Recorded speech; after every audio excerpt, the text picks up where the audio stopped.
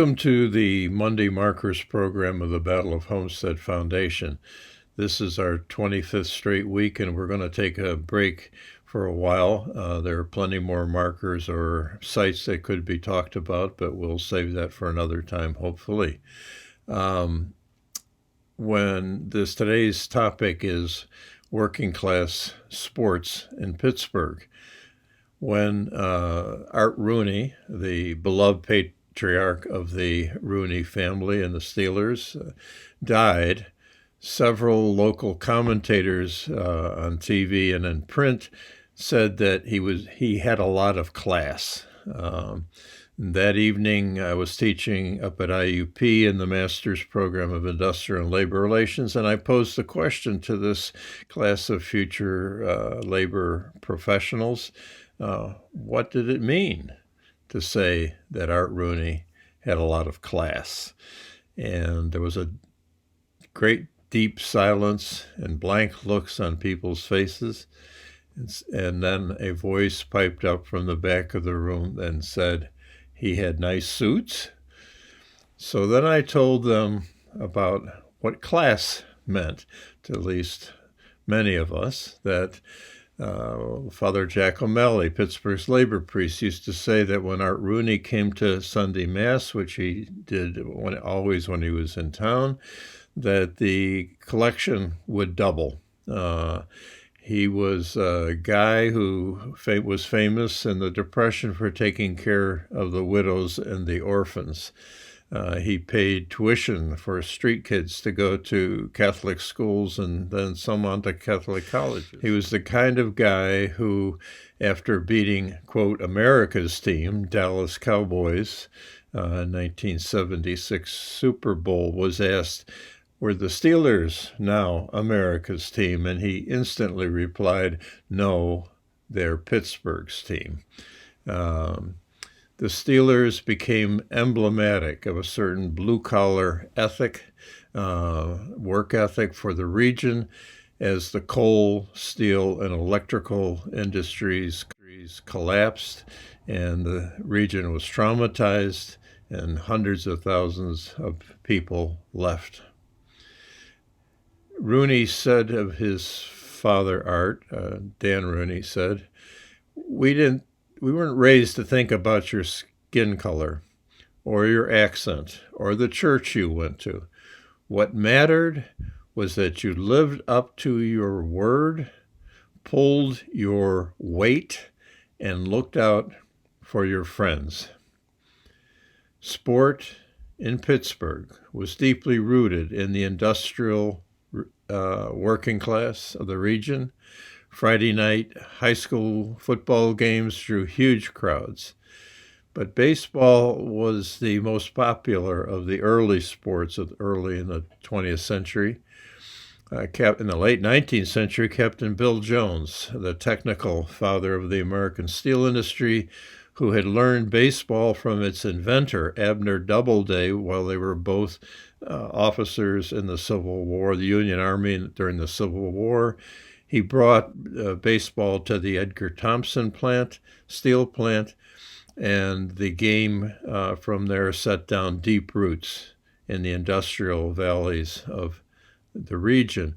Captain Jones believed strongly that ethnic diversity in the workforce was a positive thing, and the long and rich tradition of black sports in the region, especially two of the greatest teams in the Negro Leagues, Cumberland Posey's Homestead Grays and Gus Greenlee's Pittsburgh Crawfords, grew from those industrial roots.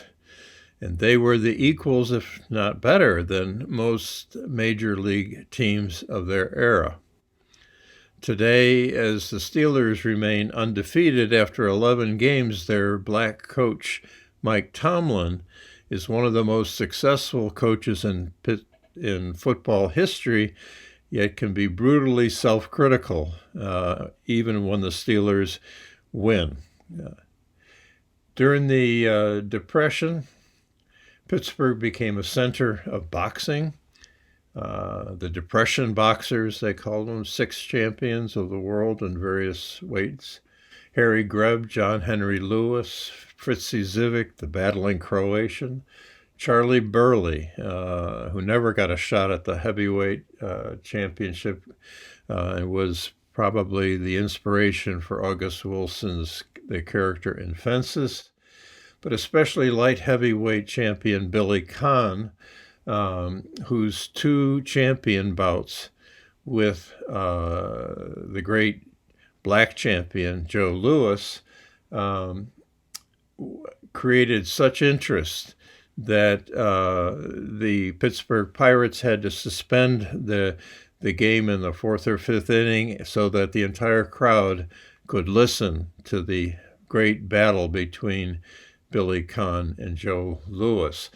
Louis was 30 pounds heavier than Conn, but Billy was winning the fight on points in the 13th round and was urged by his seconds to take it easy, to be careful, to play defensive. But he had promised that he would knock out Joe Louis for his young fiancée Love. And he went out, and as it turned out, Joe Louis hit him in the end of the round and knocked him out. Billy Conn and Joe Louis, however, became very close friends and would try to meet annually around the anniversary of their great fight. I happened to wait on their table at Christopher's Restaurant in the mid-'70s. Western Pennsylvania was particularly famous for great football quarterbacks. Dan Marino, Joe Namath, George Blanda, Jim Kelly, Joe Montana, all in the Hall of Fame. But the archetype of all was Mount Washington's Johnny Unitas. Unitas played for Little St. Justin's High School in Mount Washington and became, of course, the star for the Baltimore Colts after being passed over as too small by the Steelers and other teams. His father died when he was 5, and the family faced severe poverty. His mother inculcated a fierce work ethic in her sons. If you have to clean toilets for a living, she said, make them shine. Unitas made the Pro Bowl 10 times, but it was his great performance in the 1958 championship game between the New York Giants and the Baltimore Colts before a record nationwide TV audience in 1958 that propelled the National Football League over Major League Baseball in popularity.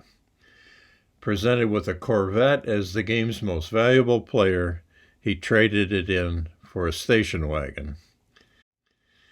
So while football became almost a secular Pittsburgh religion in the 1970s with 5 Super Bowl victories under coach Chuck Noll, the Pirates were the sports team of the 60s after their improbable World Series victory over the despised New York Yankees in 1960. They added 2 more championships in 1971 and 1979. On September 1st, 1971, with Doc Ellis pitching, first baseman Al Oliver looked around in the 3rd or 4th inning at his teammates and said, "Hey, we got all brothers out there."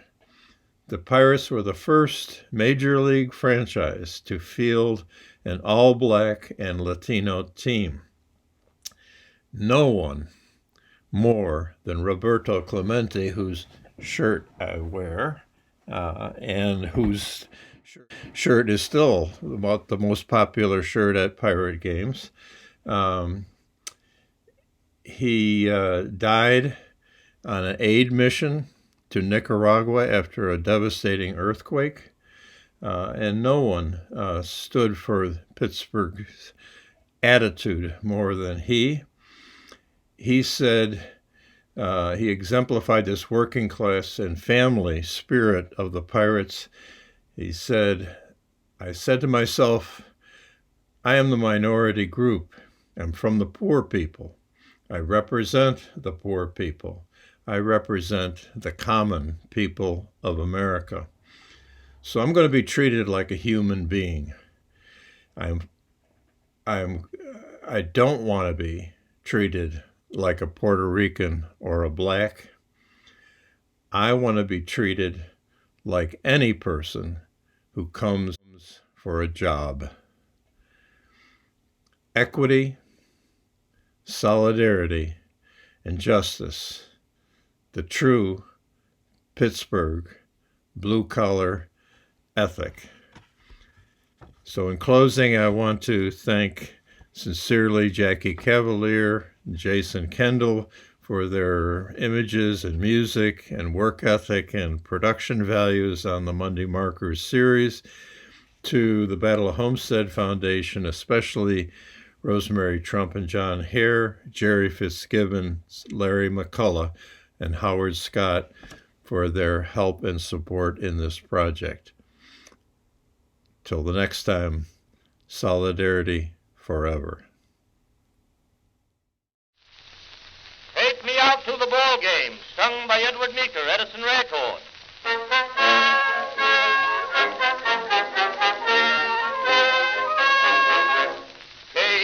Casey was baseball mad, had the fever and had it bad, just to root for the hometown crew every Sue. Katie Blue. On a Saturday, her young beau called to see if she'd like to go to see a show, but Miss Kate said no. I'll tell you what you can do. Take me out to the ball game. Take me out with the crowd.